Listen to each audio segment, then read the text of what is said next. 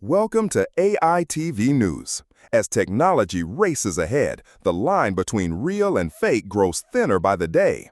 A recent attempt to impersonate Secretary of State Marco Rubio shows how artificial intelligence is turning that blur into a national security threat.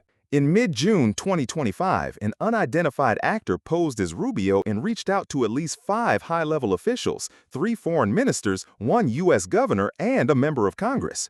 The imposter used Signal, the encrypted messaging app favored by many government figures, and set up an account under the convincing handle marco.rubio@state.gov, not an actual government address but close enough to lure busy targets.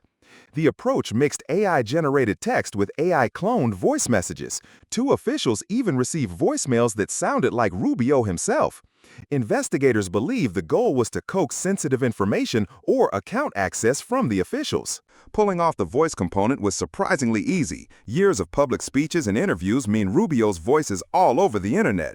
Feed a few clean clips into modern voice cloning software and a synthetic version can be ready in minutes. Experts say some tools need only a few seconds of source audio to create a disturbingly accurate replica.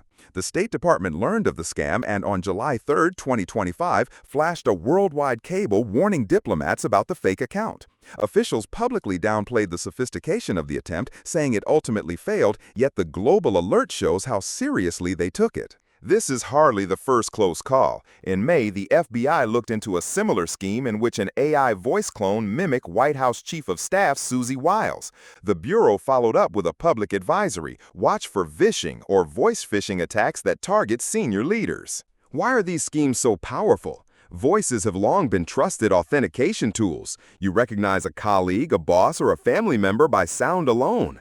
AI flips that trust on its head.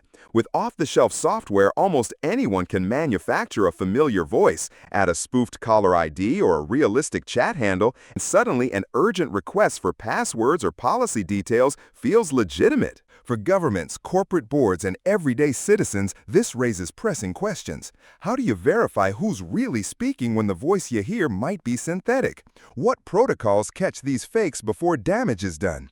Some agencies are exploring secondary verification steps, secure video links, code words, or dedicated contact channels to make sure a familiar voice is authentic. The Rubio incident is a wake-up call. If a U.S. Secretary of State can be spoofed, so can mayors, CEOs, journalists, and family members. In the age of AI, hearing is no longer believing, and vigilance is now part of every conversation.